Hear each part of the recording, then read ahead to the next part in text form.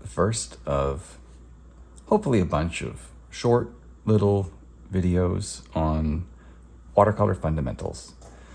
I'm gonna keep them really simple, gonna keep them really quick, and throughout these I'm going to do my best just to kind of show you how I like to use the very basics of watercolor, from mixing up a puddle of paint, which is what we're going to focus on today, to washes, mixing color in subsequent videos. So let's get started. You can see what I've got here. This is all you're going to need. Paper. I'm using 140 pound cold pressed paper. It's 100% cotton. It's by Bao Hong. Arches is good. Saunders Waterford is good. I mean, Fabriano Artistico is also very good. Really the most important thing is it's 140 pounds and it's 100% cotton. 140 pounds, 300 GSM. I've got a little towel here, which is good for controlling moisture on your brush, and a little pencil just for drawing some shapes on here, which you'll see in a moment. I've got a little container of water, and I'm just gonna use a plate, nothing fancy. I've got a palette and stuff like that, but it's not too important for what we're gonna do today. And I've got a couple of brushes. I've got a size 8 round and I've got a size 12 round. And for this, I mean, any tube of paint is fine. I'm just gonna use some ultramarine blue, all right? So to build a puddle of paint, it's not really something that gets talked about too much. I'm just gonna put a little bit of paint here. And just get that out of the way. I like to use my brushes to get the paint. I mean to get the water. I always start with water first. Reason being is I start with the water so I know how much I have for where I'm going to paint, right? I could start with the paint and then I'm adding water into the paint. And then as soon as I start adding water, I start diluting the paint. And then it's this kind of battle with paint, then water, then more paint, then water, then more paint, then water. And I have found it to be very difficult to maintain a nice, clean container of water when I go about it that way. Generally, when I'm painting, I have more than one. I have a dirty bucket, a clean bucket, sometimes 2 dirty buckets, but I always try to make sure I keep something nice and clean. So for me, I like to start with water. I like to have an idea of how big the space is that I'm going to be painting in, right? That gives me an idea of how much water I'm going to need. So, for example, I'm just going to draw a little shape here, nothing fancy. We'll just go with a little square and just put a little square there, right?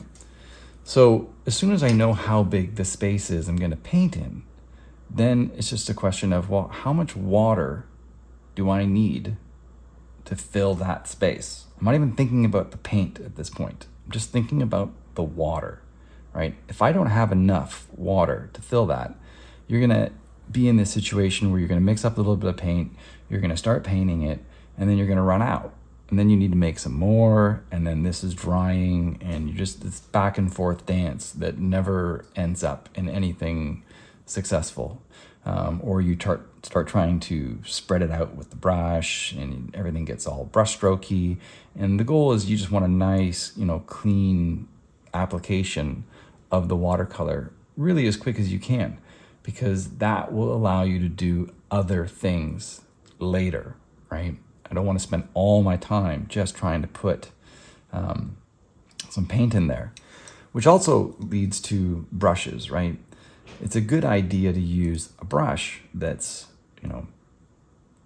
a good size. Try to use the biggest brush possible is something that I often hear people saying, right? So, I'm not going to use, say, something like this to paint these types of things, right? I'm going to use something that's going to allow me to, paint this fairly quickly. And for this, I'm going to use a number 12 round, I think is going to be best. Also, when you're using your brush, this is an Escoda Versatile brush. It's a synthetic, so it's not natural hair, but it does a very good job at replicating a natural hair brush. And I'll just use my brush and I just grab some water and I literally will just spoon it in. Now, you might not always have, if you just have a real cheap synthetic brush, it's not going to pick up water as well as something like this will. I wouldn't recommend picking up your container and pouring it in. There's really no control over that. I've seen people use a syringe to, move the water. That's pretty accurate, and you can certainly do it that way, but you can also just go grab a kitchen spoon and just spoon some water over, because really what I'm doing with the brush, I'm pretty much just using it like a spoon anyways. So I'm looking at the amount of water that I have on my plate, and I don't know how well this shows up on the video here, but nevertheless, I look at that puddle of water, and then I look at the destination, and I ask myself, is there enough water there? If I were to spill this on here, would it make a big enough mess to cover it? And if the answer is obviously no, then I need to add more water. And if the answer is yes, I'm probably still going to add a little bit more water. And when I say yes, I mean if it's yes, just enough to cover it, then I'm going to add a little bit more. And there's reasons for that, and that'll come up in subsequent videos. But ultimately, the main reason is watercolor is a medium that layers very well. So I like to have extra mixture on hand in case, I need to add more value into a particular region that I'm painting. The main goal is to make sure you have enough to cover your space, not too little.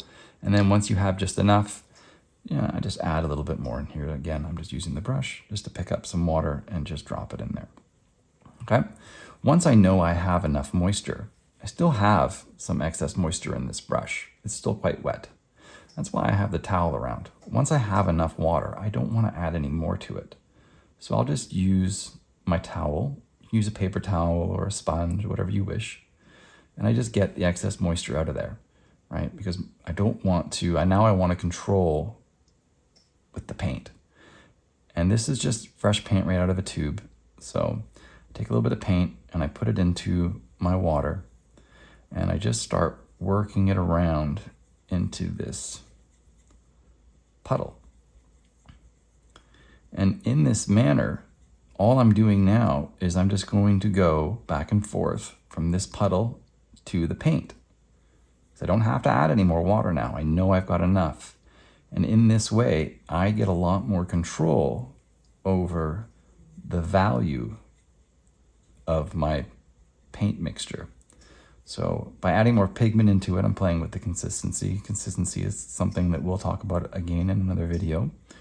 But the consistency is really what starts to make the paint look more intense, right? The more paint to water, the thicker the consistency. And the thicker the consistency, the stronger the result is going to look.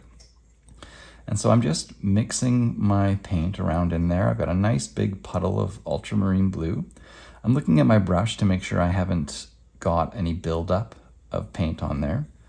Looks nice and even and looks fairly well mixed. And so that tells me that I've got some paint that I can work with. Now, once again, I will check my brush a little bit just to get a little bit out of the tip.